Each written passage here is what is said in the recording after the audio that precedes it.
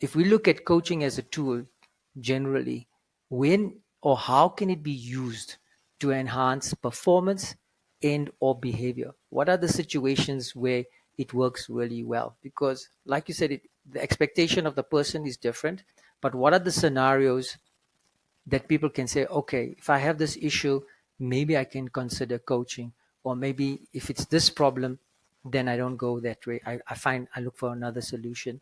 So how can it be used to enhance my own performance and behavior if you're looking at coaching as a tool?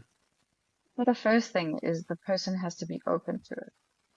With anything, I mean, that can also include medical assistance. If someone isn't open to seeing a certain type of doctor, they're going to be shut from it and won't take in that information, even if other people around them think that is the right thing to do. And it's the same thing with coaching is, are you open to, and do you have the curiosity for conversation that could come? So how do you know when you're ready for coaching? That's the question. You're probably already ready for coaching. Where it goes from there is dependent on the coach relationship and what can come out of the conversation and how rich the questions are. And there are relationship factors also. But the people who are possibly against coaching, I don't think it's a movement away from, unless they've had a bad experience. But often the people that are against it are the people that aren't open to it. And that's okay. It's not for everybody. The one thing about coaching, and if you look back at sports teams, because that's the most obvious reference point, is the coach doesn't necessarily need to know how to play the sport or be the best sports person, but they do know how to bring a team together. And they do know the intricacies of the relationships between the team members. And they also know how to get the best out of their team and how to push them and where to push them. So that is something that people need to be open to. And if the person who wants to engage on that is not open-minded to that, then it already means that coaching is not suitable for that type of person.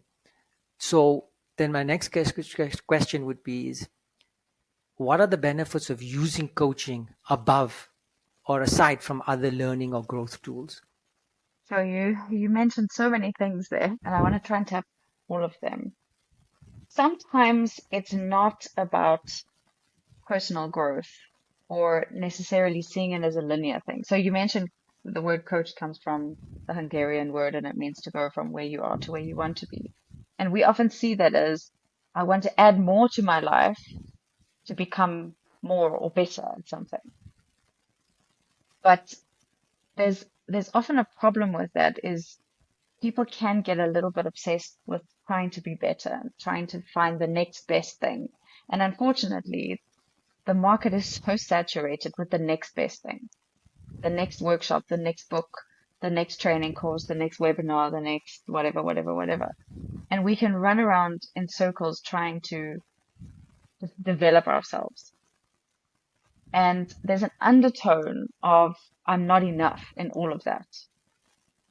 I'm not enough, therefore I need to have all these trainings and all these skills because that's what our careers teach us. We don't know, therefore we need to learn. And this is different for each style of coaching and for different coaches. There does need to be a thread of finding you in this because we do lose ourselves in all this other stuff, this extra stuff that can facilitate our life. And then it almost becomes like an over-decorated Christmas tree, and we forget about who we are.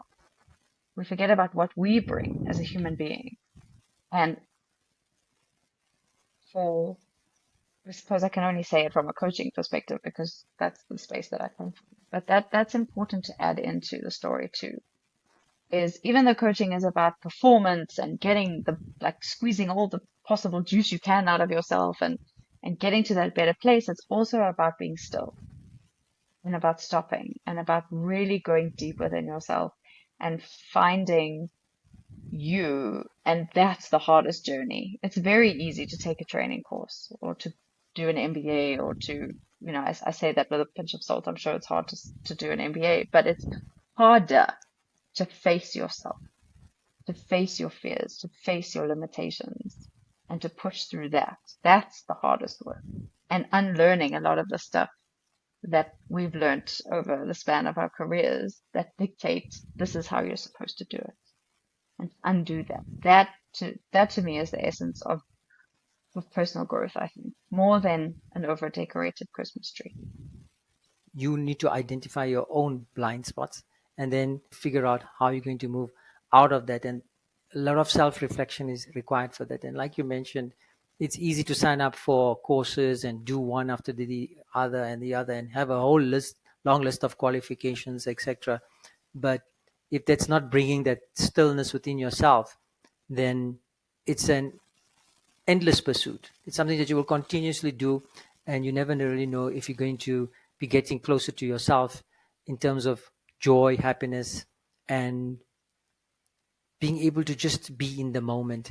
But there's also a big component of self-reflection and personal mastery. Understand what you're doing, why you're doing it, and from that perspective, go into it. So the benefit of coaching versus all the other tools is that it actually helps you to reflect on the real deeper meanings in your life, answering the why and the what and how you want to approach your own life, your own family, your own career, and how you want to actually get rid of the obstacles in your life as well. Thanks for that.